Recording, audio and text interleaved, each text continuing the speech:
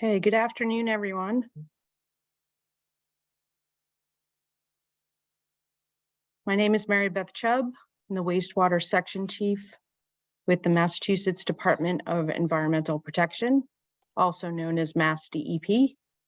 And we are present remotely via Zoom webinar on December 1st, 2022 for an official public hearing under Massachusetts General Laws, Chapter 30A. I am the hearing officer for this hearing. This hearing is being recorded and conducted in a remote format. The recording will be posted on MassDEP's website. Some Spanish, Portuguese, and Cape Verdean translation services will be available from DEP staff and one other person if needed. These people will now introduce themselves and ask if any interpretation services will be needed. And we will start with Millie for Spanish. Buenos días, me llamo Millie García Serrano y soy directora regional de la oficina de la región sureste de MassDEP localizada en Lakeville, Massachusetts. Si hay alguien presente que necesite asistencia interpretativa en español, por favor levante la mano usando la función de levantar la mano en su pantalla o si decide usted por levantar la mano, por favor, use la mano virtual.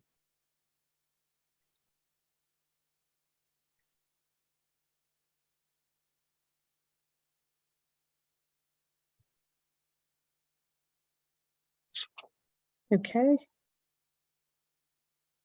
And now to Flávia for Portuguese. Boa tarde, meu nome é Flávia Jacobs, eu sou do escritório do Nordeste, do Departamento de Proteção de Meio Ambiente de Massachusetts. Se houver alguém presente que necessite nesta audiência pública a tradução para o português, por favor, levante sua mão virtual, que está localizada na função Raise Hand, aí na tela do Zoom, por favor.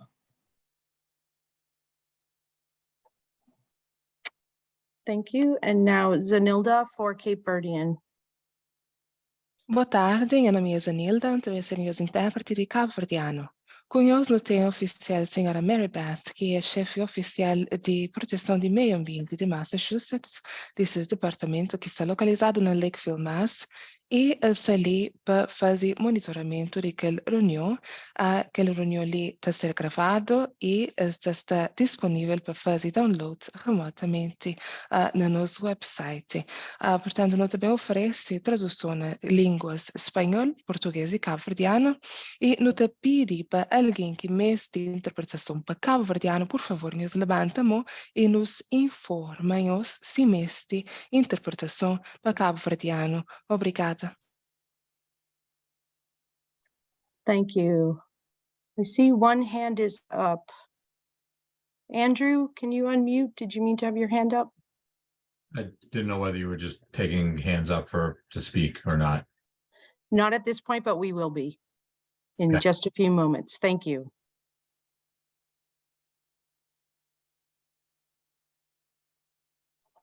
Okay. So I am not seeing any hands raised, and no one has indicated that they are in need of interpretive assistance. So I will proceed with the hearing instructions.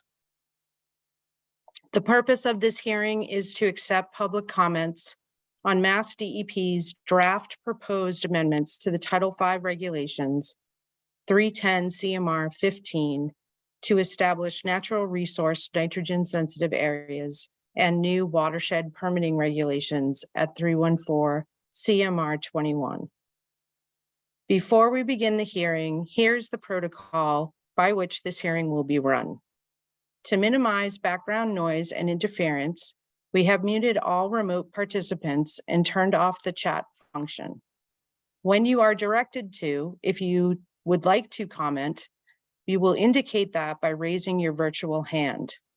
You will be unmuted in the order that the hands are raised and then asked to state your name and affiliation if you are speaking on behalf of a group or organization, and provide your comments. When it is your turn to comment, you will see a prompt on your screen, join as panelist. Please select yes, and once joined, you can unmute yourself and turn on your video if you like. Commenters will be limited to 3 minutes. When you are prompted to provide comment, please speak clearly and distinctly, and remember it is limited to 3 minutes. If time allows, you may be able to continue with your comment at the end. If you have a comment that was previously made by someone else, instead of repeating that comment, you may state the subject matter, the speaker, and the perspective with which you agree.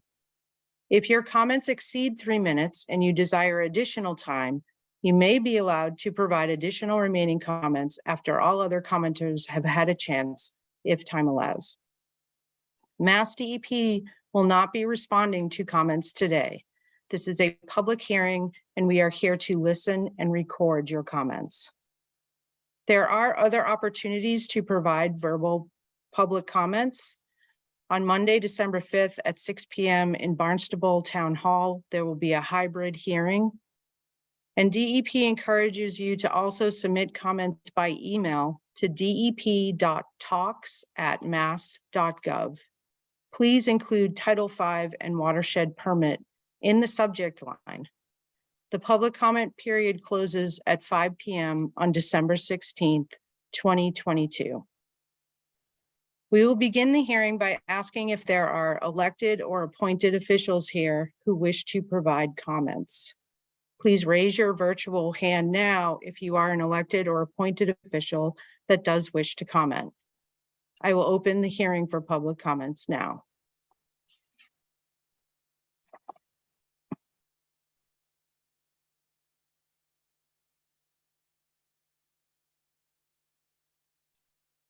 Okay, so first will be Andrew Gottlieb.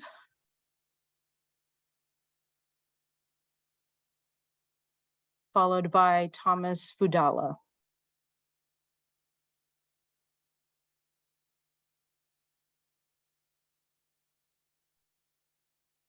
Thank you for the opportunity to comment. I want to applaud DEP for putting these much needed regulatory revisions out for public comment. I would encourage you to adopt them swiftly, as we know that the existing Title V code is the cause, not the solution to curing water quality problems on Cape Cod.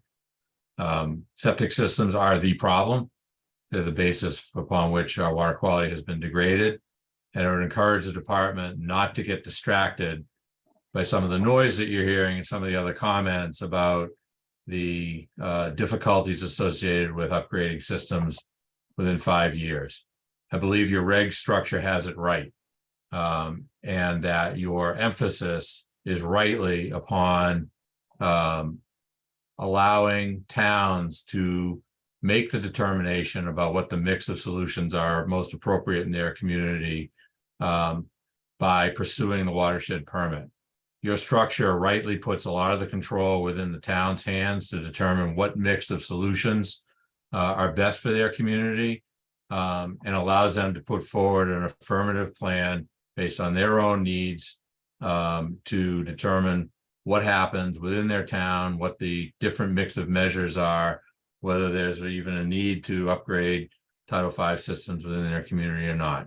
You've placed all the necessary controls in the town's hands. The towns, by virtue of pursuing a watershed permit, have the ability to put in abeyance any obligations that come from your code improvements related to the installation of alternative systems. The existing legal obligation to improve our water quality already exists.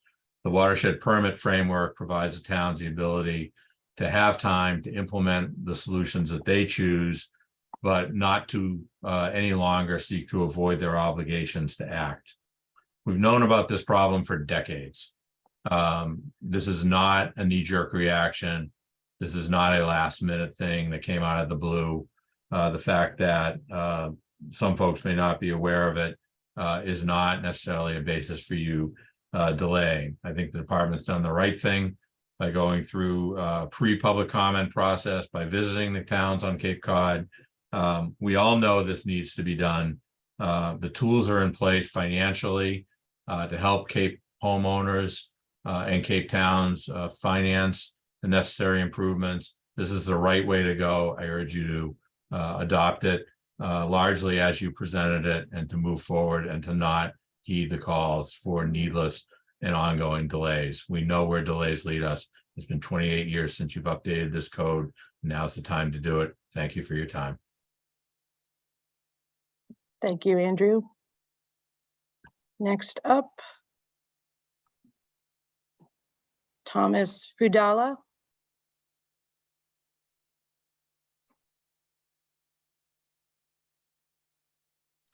And after Thomas will be Maura O'Keefe. Unmute, start video. Well, here I am. Can you hear me? Yes, we can. Okay, I just don't see myself like Andy. You can turn on your video if you'd like. Yeah, I thought I did. Okay. There you are. How come Andy was so much bigger than me? Any case, I'm Tom Fudala. I'm elected commissioner of the Mashpee Water District. Also, I was the chairman of the Mashpee Sewer Commission for 33 years.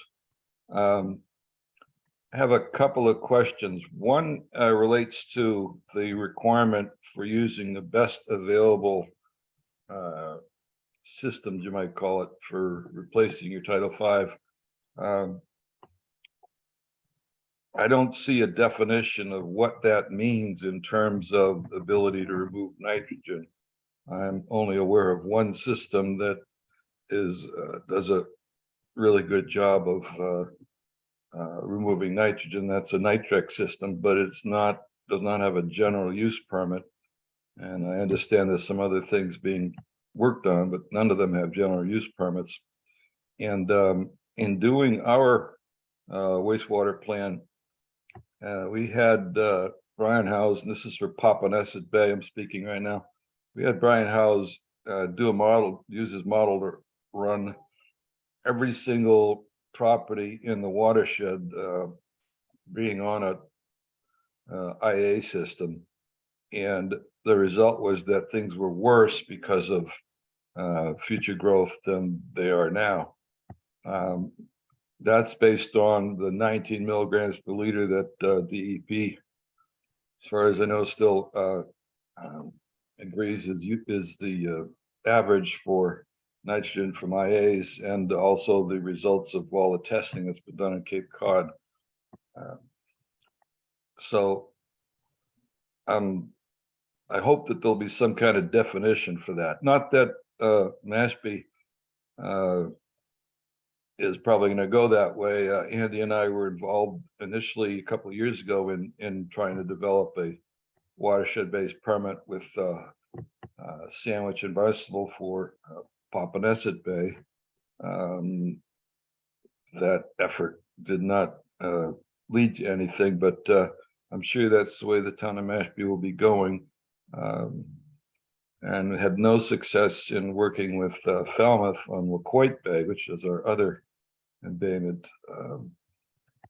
Question being, if we, as one of the three towns involved in the watershed, want to go for a watershed-based permit, is there any mechanism by which DEP will be mandating the other two towns, not that Sandwich is not interested, but mandating that they participate in the watershed-based permit? So those two questions: what's the definition of best available technology for on-sites, and how do you get everybody on board with the watershed-based permit? Thank you, Thomas. Thank you. Next, we have Maura O'Keefe.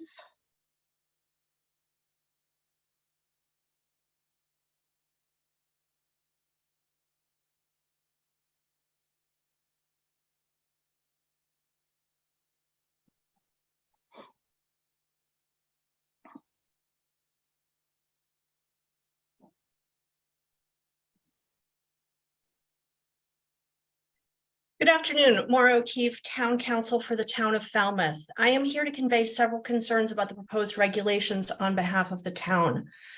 These proposed regulations have been drafted to hide what is essentially an unfunded mandate.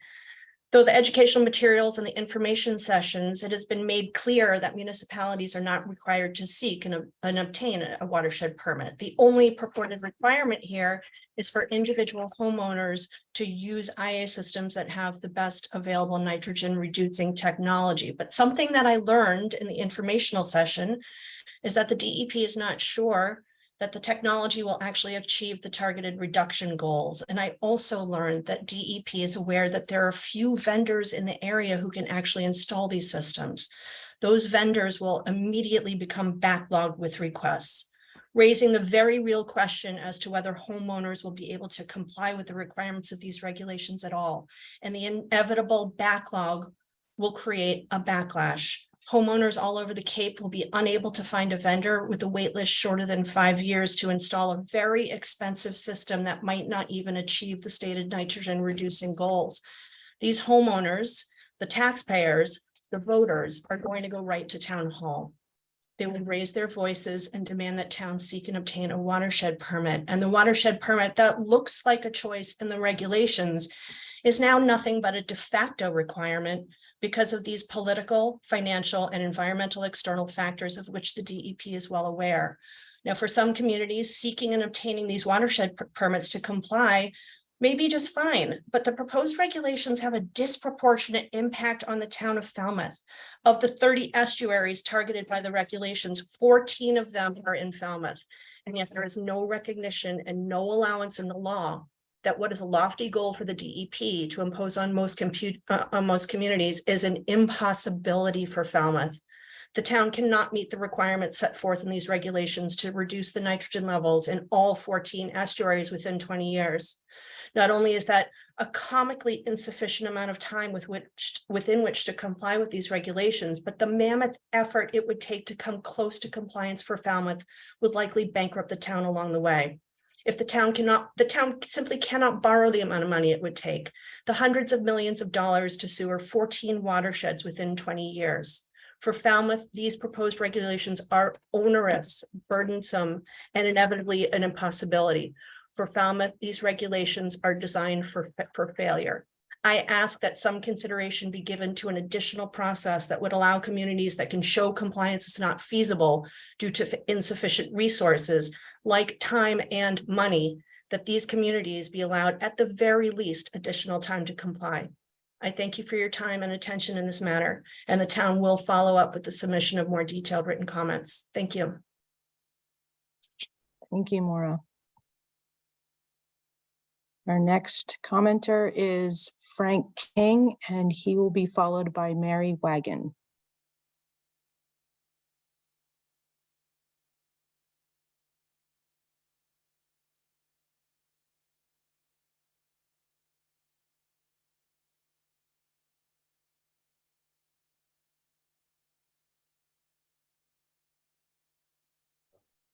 Hello, can you hear me?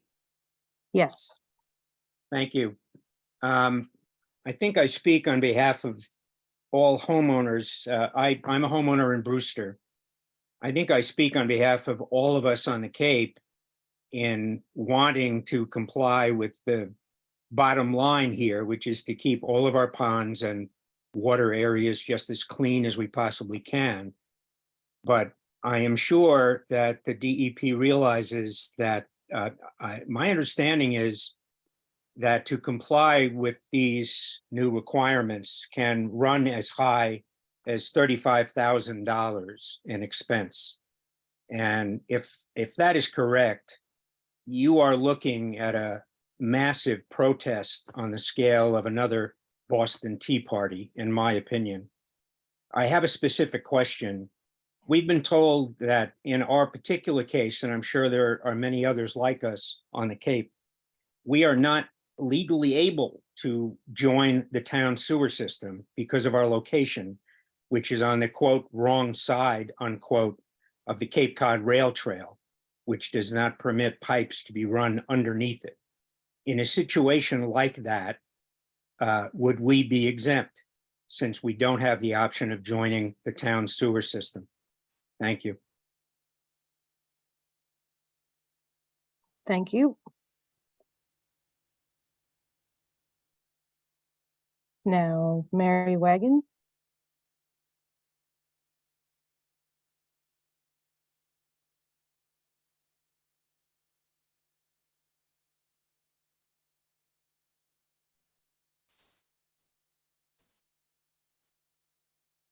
Hi, can you hear me?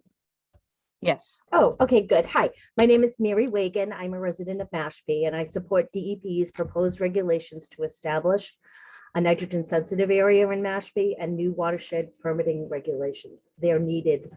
Mashpee waters have been studied by Dr. Brian Howes, a professor at UMass Dartmouth for years. Mashpee waters are not getting any better. Dr. Howes comes and reports to us on an annual basis. They've only been getting worse every year. And in many aspects, we have the poorest water quality in the state. We cannot longer wait.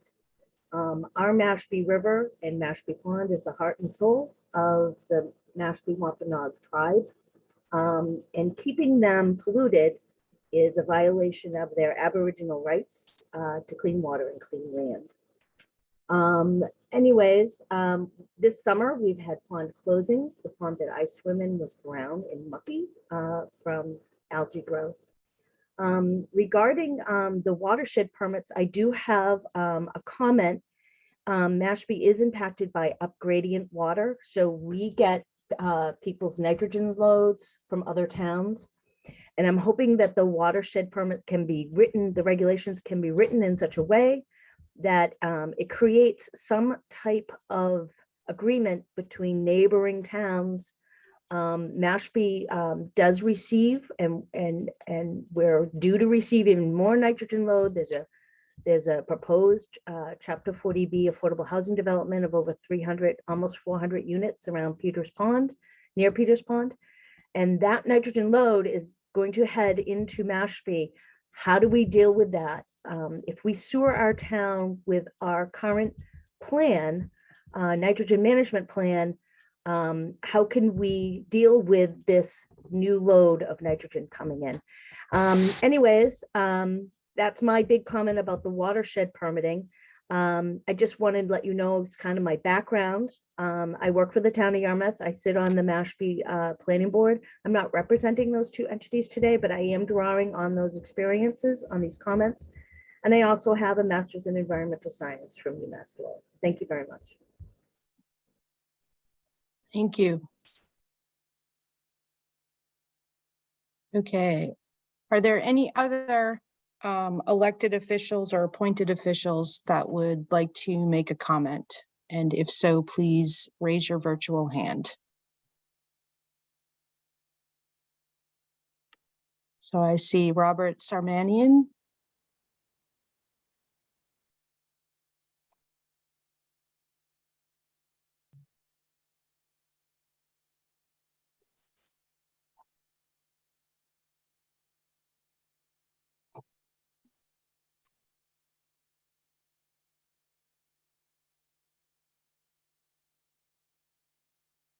Robert, if you can unmute.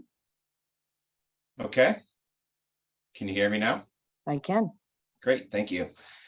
So Maura O'Keefe's comments inspired me to hop in here. I am a vendor with a general use approval as an IA technology. And over the last year or two, we've experienced many issues with supply chains, with price increases, with tankers being stuck off the coast of California. We try to deliver our product to our customers as best we can. And I feel as though having one technology as stated as the best possible use could create a lot of problems for the homeowners of Cape Cod and other areas that need to comply with this potential new regulation. I almost feel like originally for nitrogen technologies, there was a standard to be met. perhaps that can be reimagined, and there are multiple technologies that would qualify for this program. It just, creating monopoly for one vendor could be a nightmare of issues for homeowners, and not just on the supply chain issue, but cost. Contractors available that are certified for that technology. So I just wanted to say that as a vendor, competition promotes us to always do better at what we do. And hopefully DEP and this regulation will allow multiple hats to be thrown in the ring to solve this problem, because it is a problem and it needs to be dealt with. But not one size fits all. So other options could bring better results to the situation. So that's all I have, and thank you for your time. Thank you. Okay, I see we have jumped up in attendance. So at this time, I'm asking if there are elected or appointed officials who would like to comment, and only elected and appointed officials. If there are, if you could raise your virtual hand.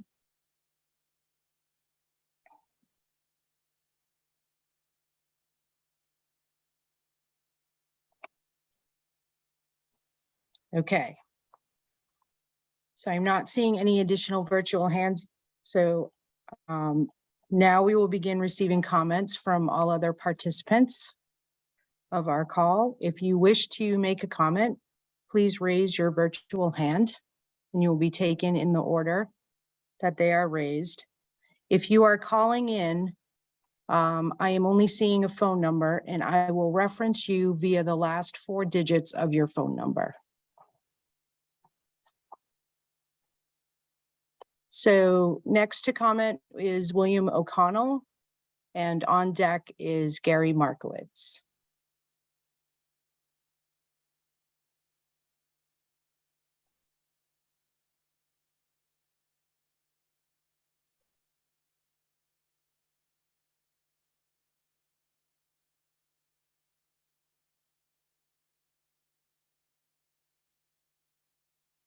William, if you can unmute and turn on your camera if you'd like.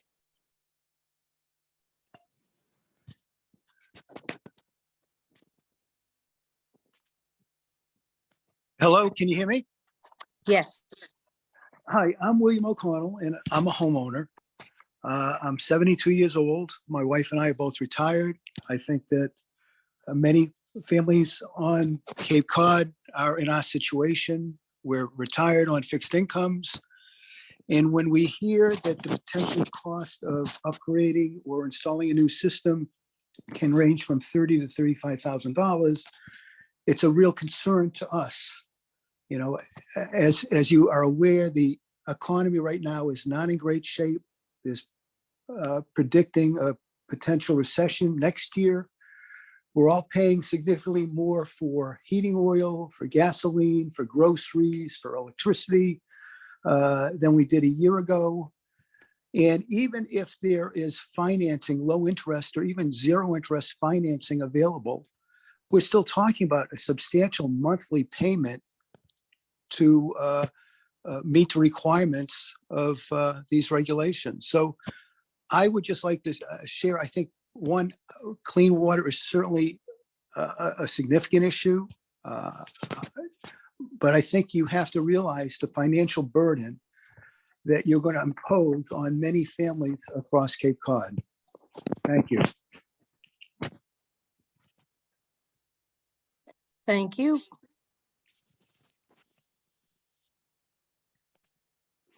Next will be Gary Markowitz, and following Gary will be Thaddeus Eldridge.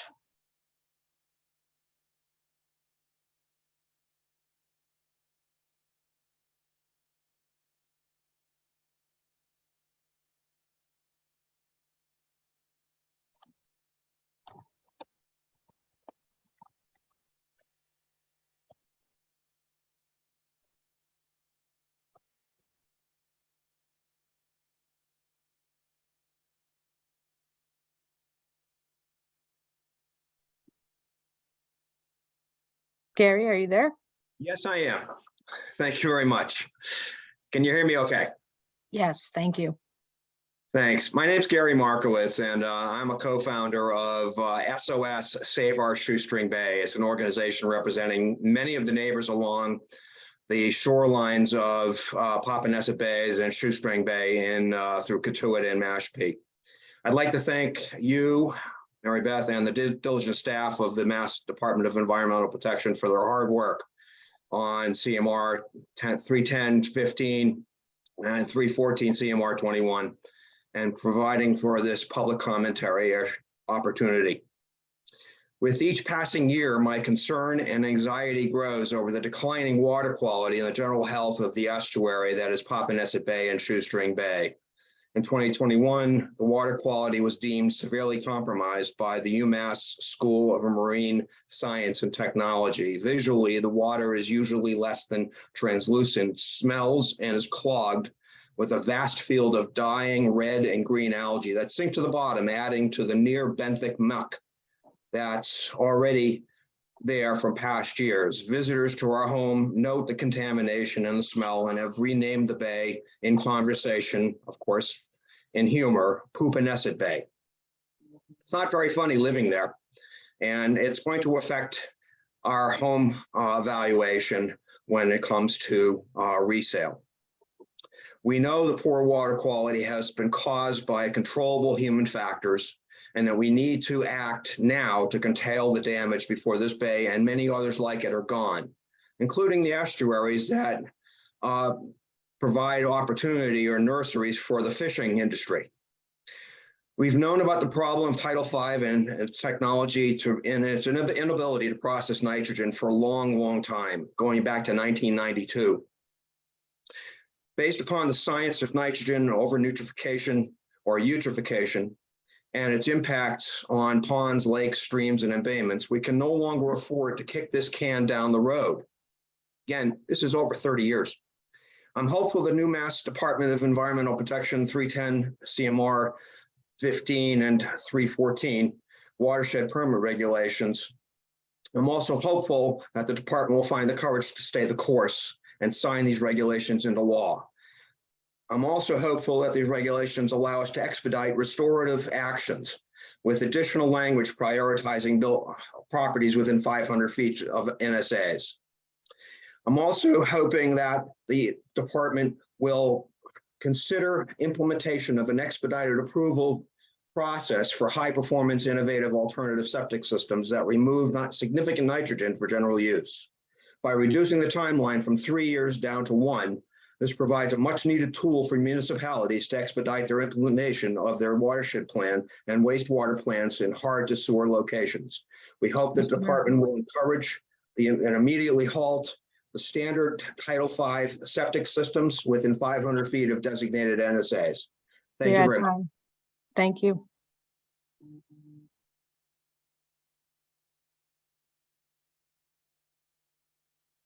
Next, we have Thaddeus Eldridge, followed by Samantha Nicola.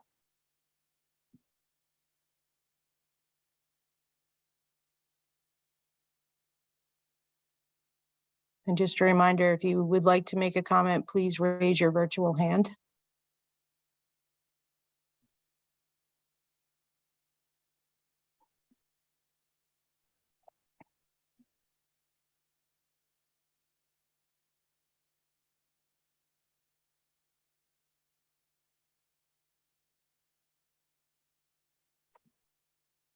Thad, if you can unmute.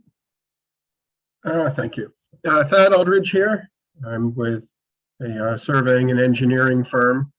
I'm looking through all of the guidance documentation, and there are a number of technical items that I'm curious about.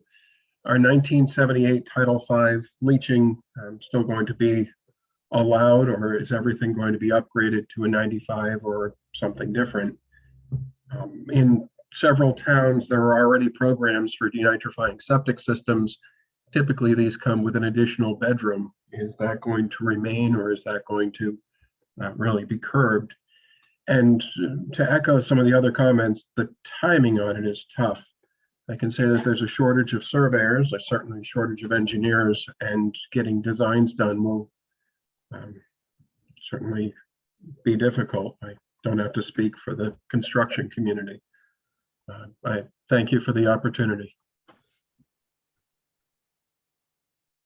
Thank you. Next, we have Samantha Nikula. And I don't have another hand after Samantha, so if you would like to comment, please raise your virtual hand.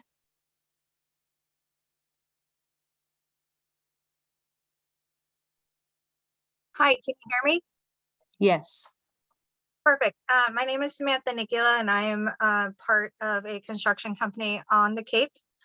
My first thing is, of course, clean water is necessary to maintain the lifestyle on the Cape and just basic needs. However, some of the requirements that are being passed along to homeowners is quite unsettling from my standpoint as a contractor. Just dealing with everything in regards to getting a permit as is with the times that we're in is difficult to begin with. Trying to get an engineer is difficult to begin with. Trying to get site plans is difficult to begin with. Trying to find somebody to maintain a current septic system on the Cape is difficult.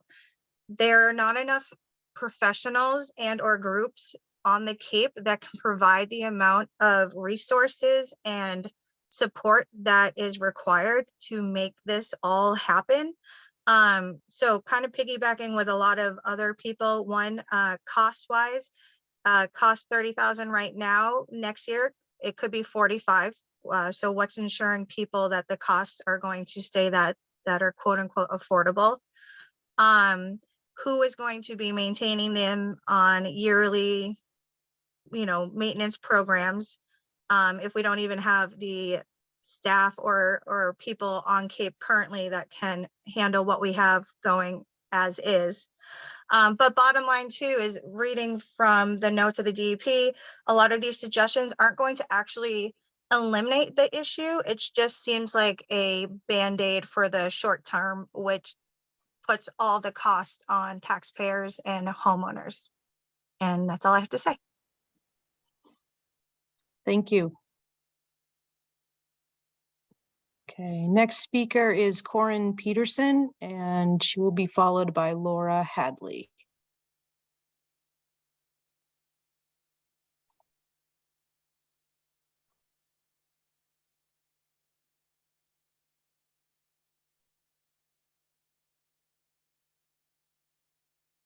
Thank you, Mary Beth. Corinne Peterson from the Buzzards Bay Coalition. We're a membership-supported nonprofit dedicated to the restoration, protection, and sustainable use of Buzzards Bay.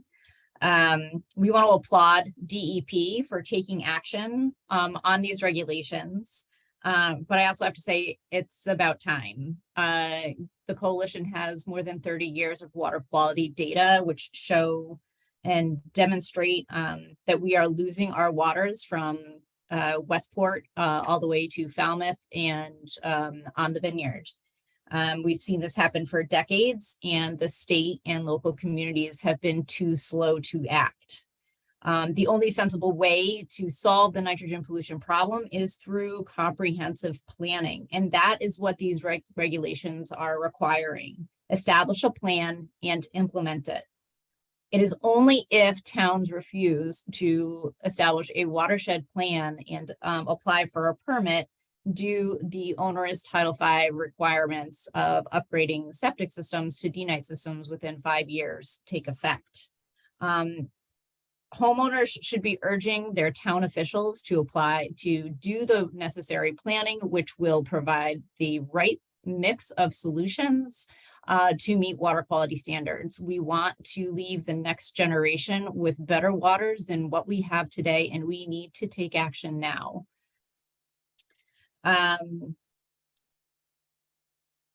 This is an expensive problem to fix, whether you're upgrading Title V systems or you're implementing a plan. But the federal funds are not going to be available. The influx of federal funds that we have from the bipartisan infrastructure bill are only going to be around for the next 5 years. We need to act now. Towns need to come up with these plans and these permits and avail themselves of the federal funding that we have now. If we continue to allow our towns to kick the can down the road, we are not going to have the federal financing available today. The planning is the right way to do this. Towns need the incentive to pursue the planning through a permit. They need to be held accountable, whether it's upgrading septic systems, expanding sewer, addressing stormwater infrastructure, and whatever or inlet widening, dredging, the town needs to consider all of these solutions in order to meet water quality standards. That's done through a planning process. The towns need to do it now. They need to get a permit and we need to hold them accountable. So I want to thank DEP, and the coalition will be submitting more technical written comments by the comment deadline. Thank you. Thank you, Corin. Next is Laura Hadley, who will be followed by MJ Mastrangelo.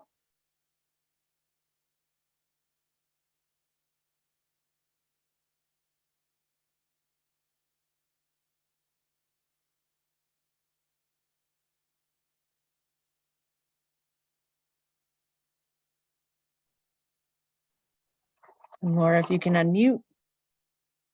There we go. Hello, my name is Laura Hadley. Looking at the proposed regulations, while we are all concerned about water quality, this does not appear to be well thought out or well funded.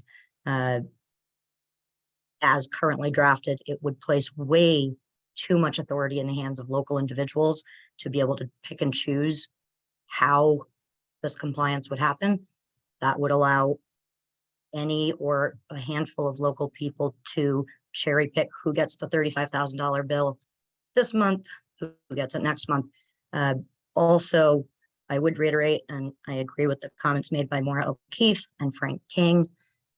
What this proposed regulation does is it shifts all of the cost and all of the burden onto the homeowners and the taxpayers. This is not feasible. It's not responsible and it's not practical.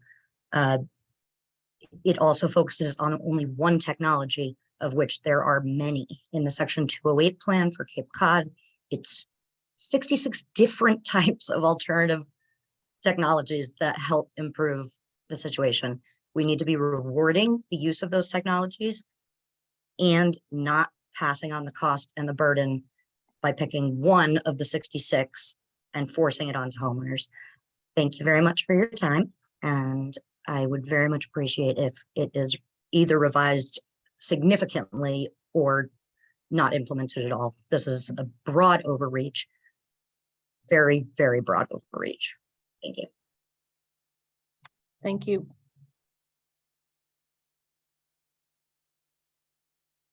Next up is MJ, followed by James Morgado.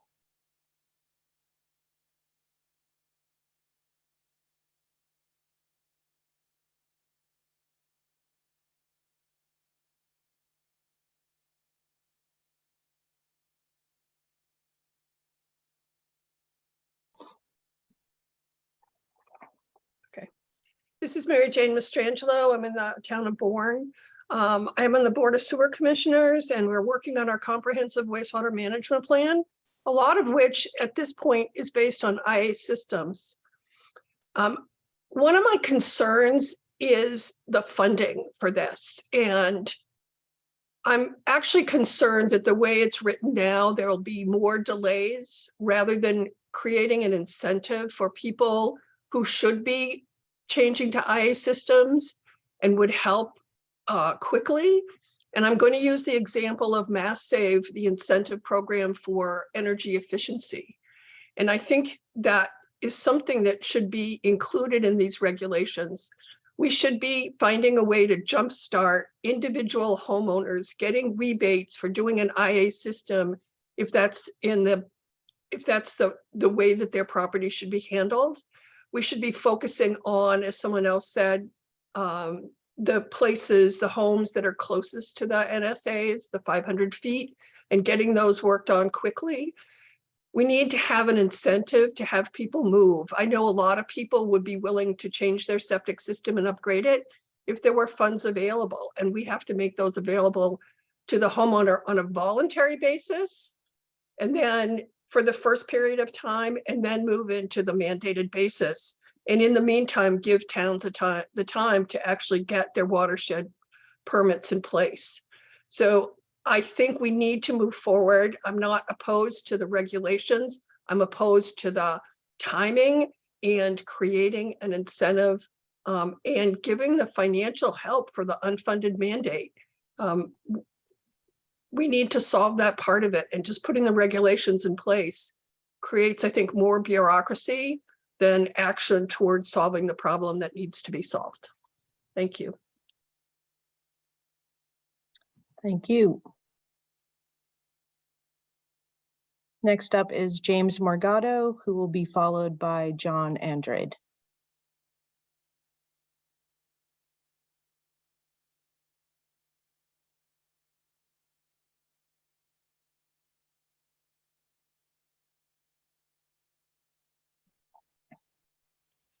Oh, here we go. Can you guys hear me okay? Yes.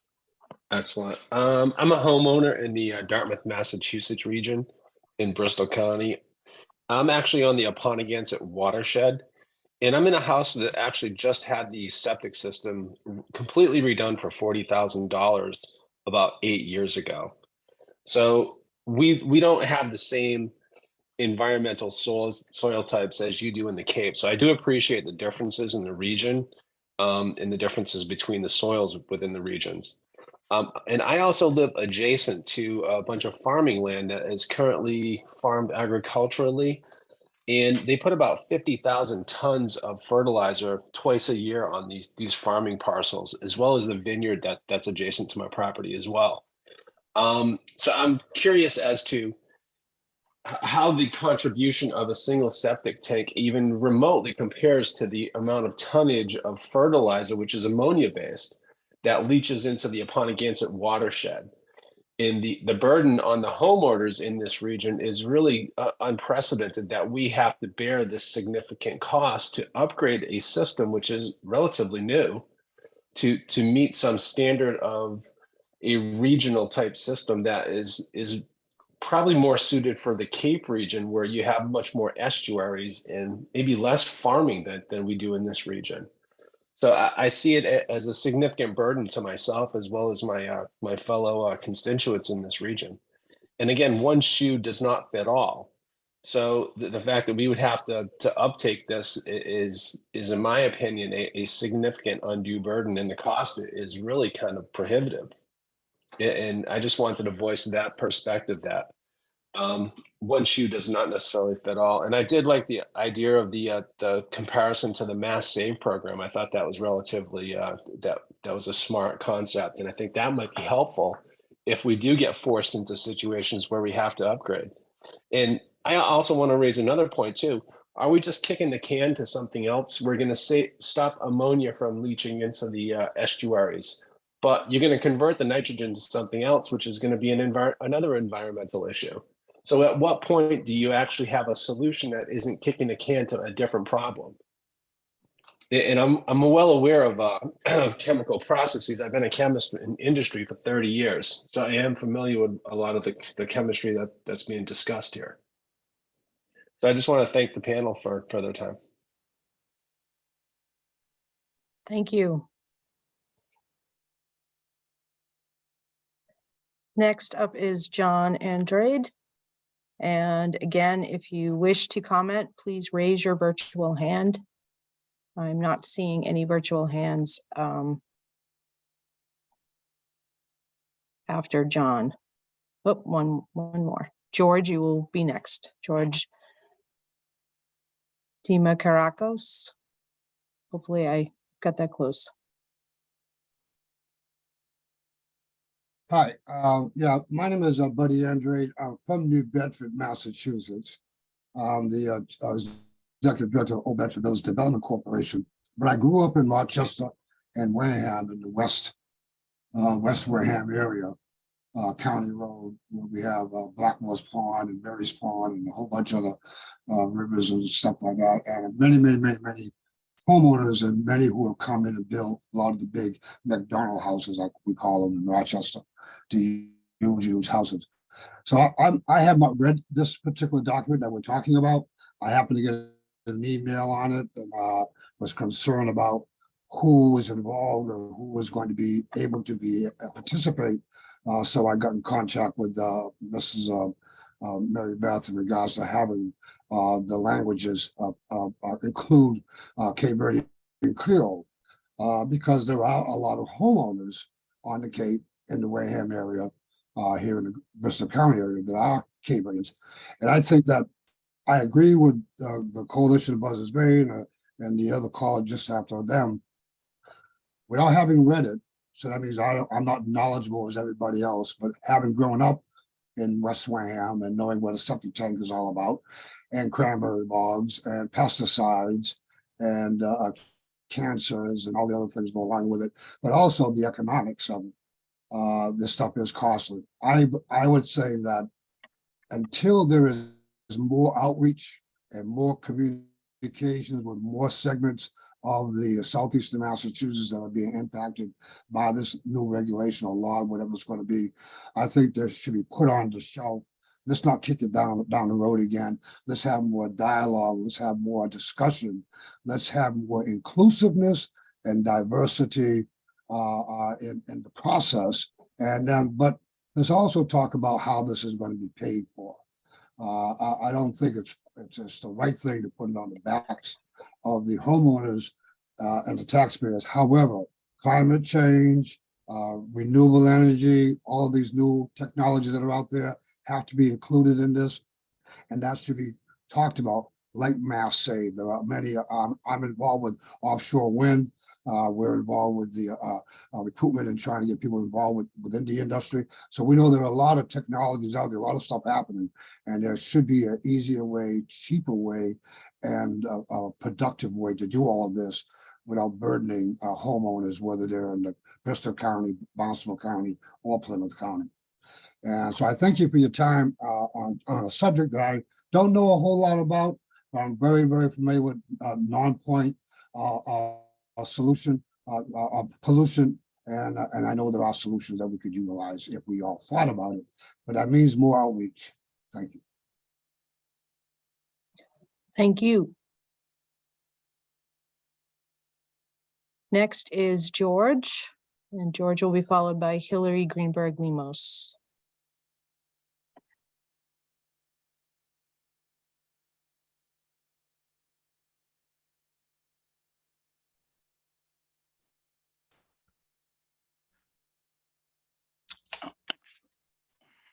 One moment. Didn't need to have that camera hidden.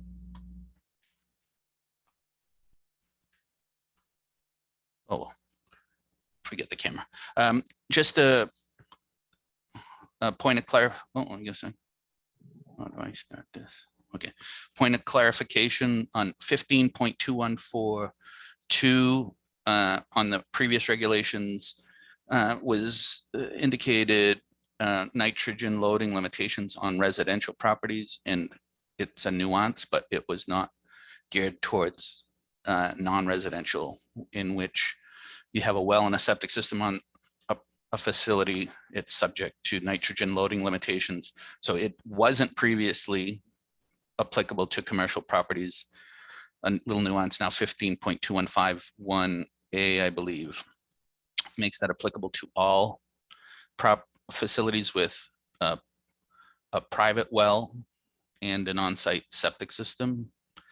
Now, there's been a lot of representation in the media and lots of places, news reports, that this is applicable to the Cape, but perhaps some better outreach with DP to indicate that that's going to be a statewide impact. And perhaps I'm reading it incorrectly, but I think that's what it says. So it seems that the nitrogen loading limitations will now be applicable to commercial properties with private wells and septic systems across the state, not I think a lot of us that aren't down on the Cape sort of have, sort of snoozing on this a little bit to that extent, but I noticed that. So hopefully DEP can offer further clarification on that.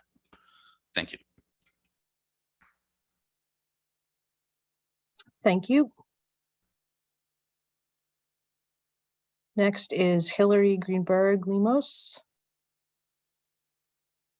And again, if you do wish to comment, please raise your virtual hand.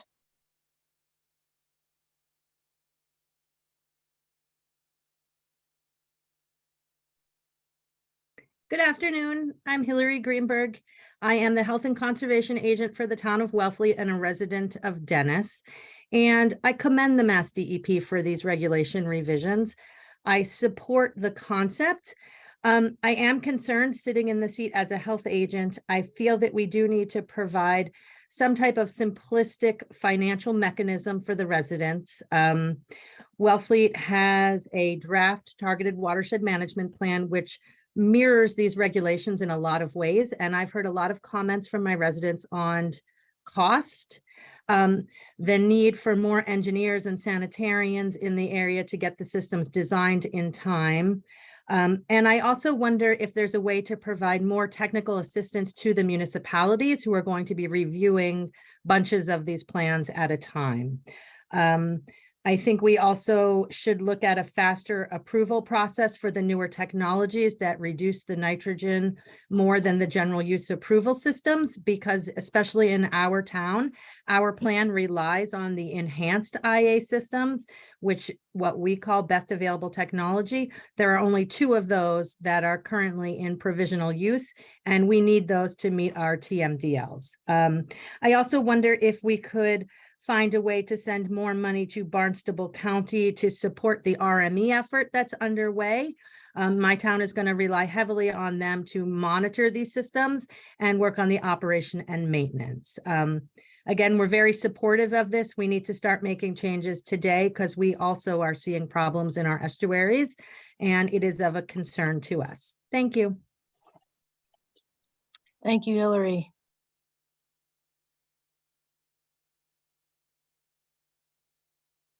Okay, I will ask again if anyone would like to make a comment, if they could raise their virtual hand. And I'll give a few moments. Okay. Thomas Fudala.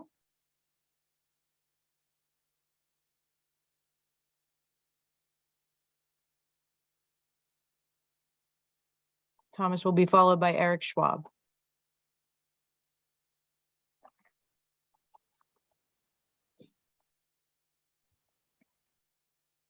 A lot of buttons to press.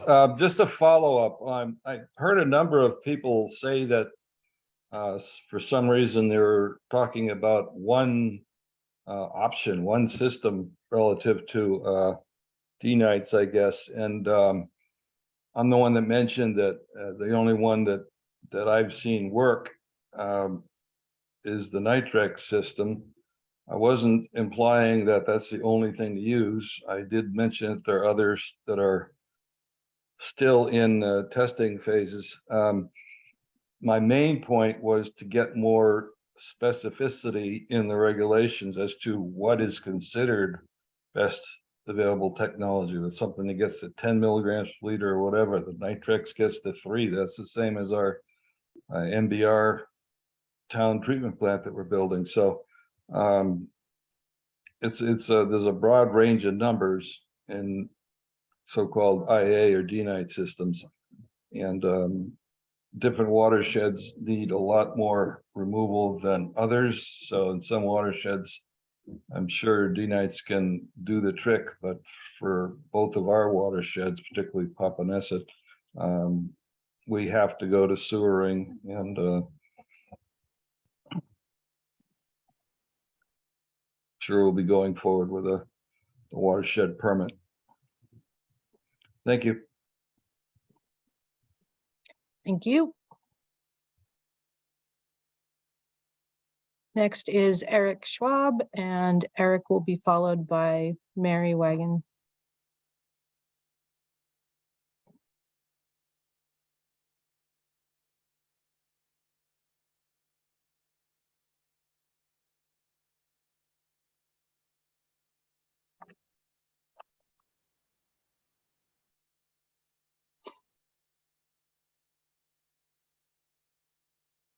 Eric, if you can unmute.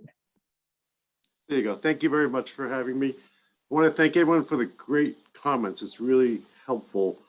I don't understand how towns with shared watersheds are going to meet this deadline and what's going to happen. Are you able to comment on, for example, Lewis Bay shared by Barnstable and Yarmouth? You know, how are you going to manage that situation? And will all of us be penalized and forced to upgrade systems while we're waiting for another town to organize their part of the equation? Also, I'm very concerned about all these supply chain shortages that are being referenced. You know, surveyors, designers, approved system parts, construction firms. You know, how is the state going to ensure that these alternative systems are delivered smoothly? I very much like the Mass Save suggestion. I think the idea of a rebate, maybe an improved vendor list would be very, very helpful. Can't imagine myself ordering a system like this for my backyard. I can't imagine managing it. So there needs to be some thought about what else we're supposed to do. Can you simply exempt us? No, Mr. Schwab, we keep fading in and out. I'm sorry, I'm speaking as loud as I can. So I can't imagine buying one of these systems and having it installed in my backyard. I'm elderly, I'm retired, want a fixed income. If you want me to do this, you need to make it easy for me. And I don't see that the town of Barnstable is prepared to offer me the services necessary to operate one of these systems in the backyard. So I would like you to just exempt folks that are over a certain age and, you know, take over the property. Yeah. So I would recommend an exemption for anyone over 62. I recommend a clearly defined rebating system so that if we do decide to go forward, many of us would like to go forward, but we just don't know how to do it. That's it. Thank you for your time and really appreciate the effort. Thank you.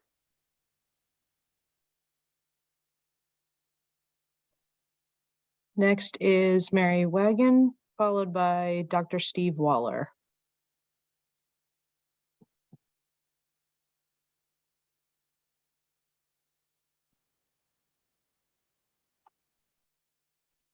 Hi, Mary Wagon again. I really appreciated Mr. Schwab's comments about, you know, again, how abutting towns kind of meet that watershed requirements together.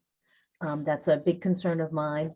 I wanted to speak to the Brewster Health Agent's comment regarding simple funding mechanism. And there was also a resident who talked about, you know, the financial burden imposed by this.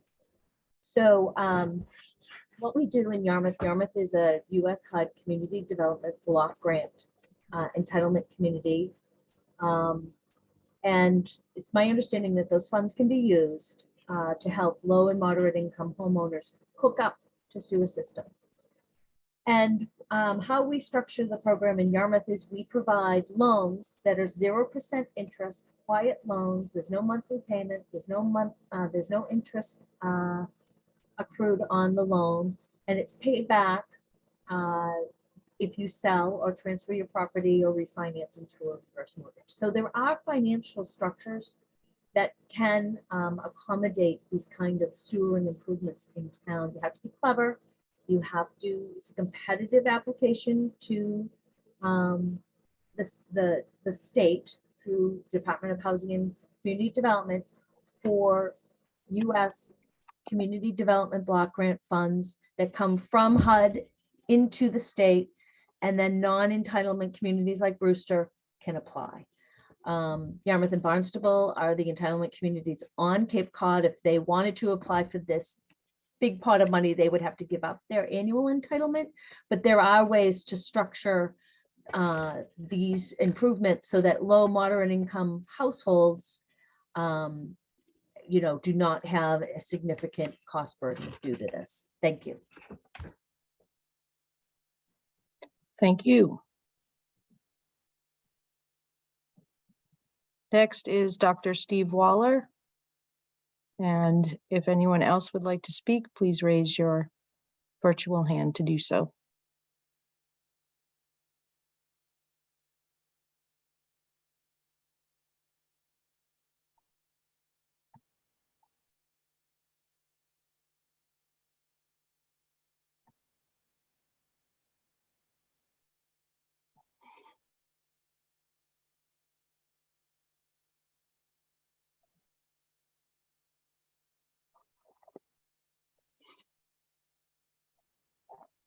Dr. Waller, if you can unmute.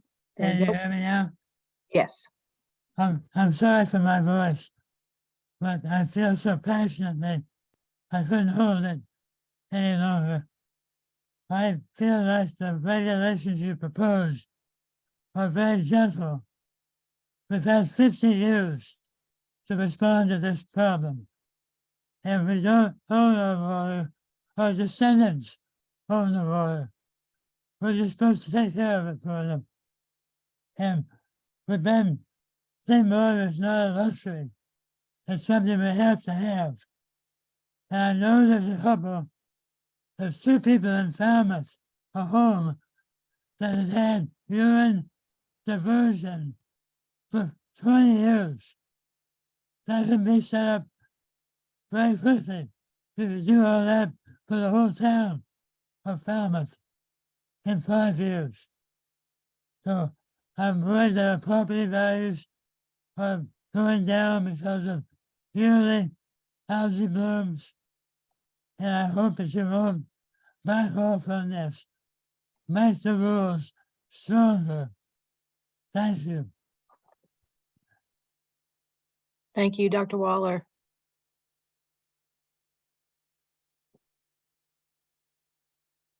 I am not seeing any hands up at the moment, so I will ask once more, is there anyone else who wishes to make verbal comment?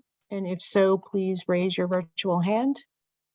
I see one, Bill Blunt.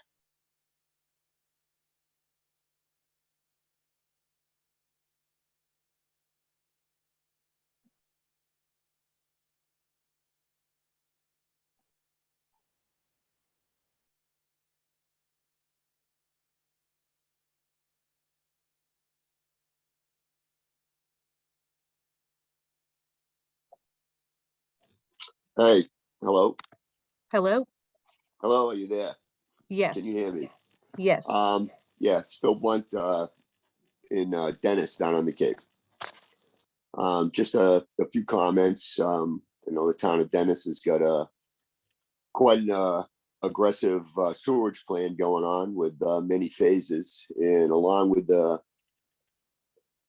more than one watershed area. I'm concerned that the 20-year plan that they will be given may be delayed. So if they can't run sewage through the whole town in the 20 years because they have more than one watershed, will there be some type of leniency to move forward as long as they have a plan? And the other thing is, if they can't get the whole town done in their 20 years, will homeowners have to upgrade their systems under the new Title V regs, spend the $30,000-$40,000? And then when the town does finally get sewage into their area, they'll be mandated to tie in to the sewage coming down the street. So there's another cost. And then I think lastly, the amount of systems that might need to be done. I'm wondering about all the Johnny-come-latelys to put in the systems. Anybody with a backhoe is coming in to dig up the yard and drop it in the tank that's had a certification that kind of went very quickly through, and then how are they going to be maintained? So I guess those are a few of the issues. I do agree that the water needs to be cleaned up. I'm not arguing that point at all. But that's all I have. Thank you. Thank you.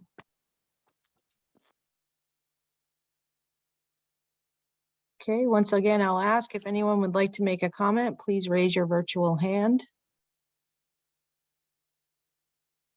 Jane Ward.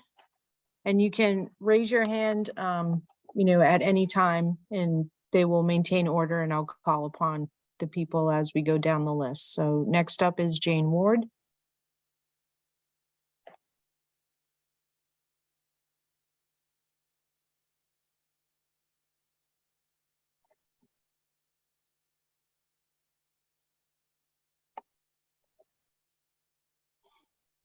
Hi there, can you hear me? Yes. All right, I want to say that right off the bat, I echo the comments made right at the start by Andrew Gottlieb and really repeated throughout this hour and more by many others that we can't wait. We need to get going on this. I think most recently the health officer from Wellfleet again reiterated the support for this new set of mandates, and I commend DEP for working so hard on this. But I also share the concerns of many for the timing, and the support for homeowners as well as for towns in deciding how to prioritize and how to obtain the equipment and how to obtain the funding. We've just been able to benefit from hosting a piloting project that's partially funded by EPA and overseen by MassDEP.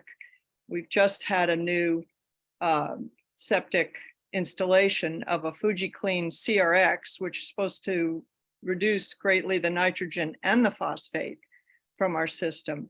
We were able to use our existing leach field, and the new system is actually a bit smaller than our previous septic tank.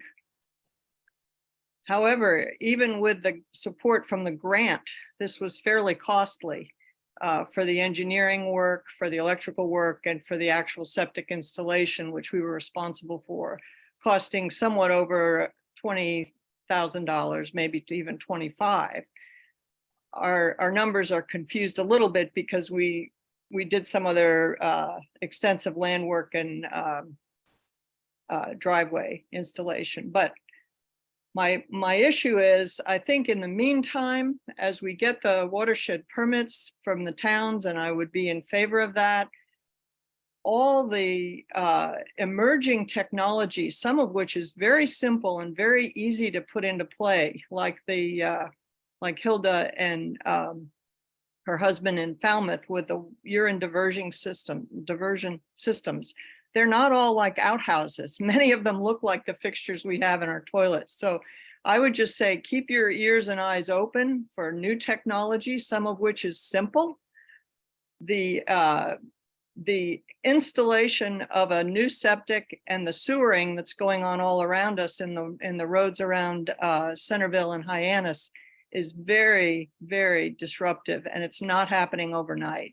So let's stay open for other technologies as we move ahead to protect our waters. Thank you. Thank you.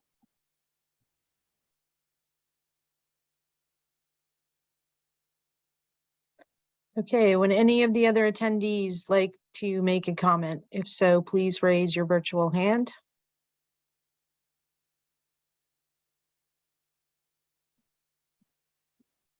Okay, Samantha Nicola.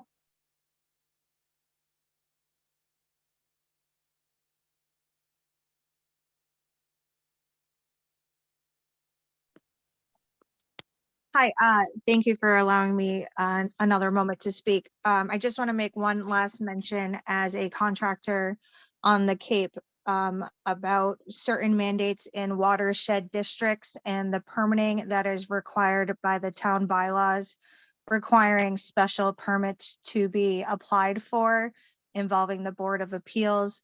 I would just say that that's one more thing to keep in mind when moving forward with defining these watershed districts.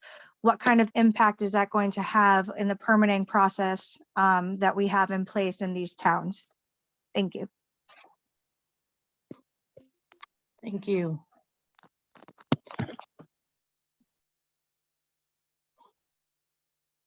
Okay, there are no other hands raised.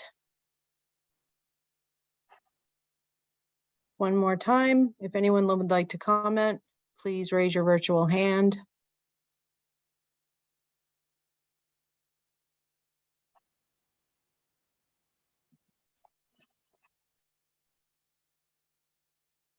Okay.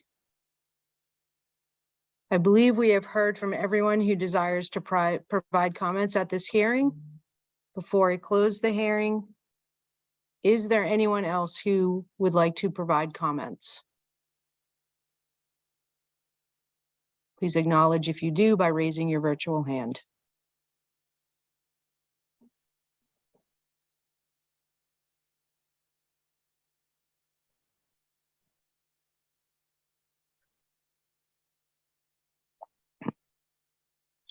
I thank everyone who provided comments, as well as those who participated by attending.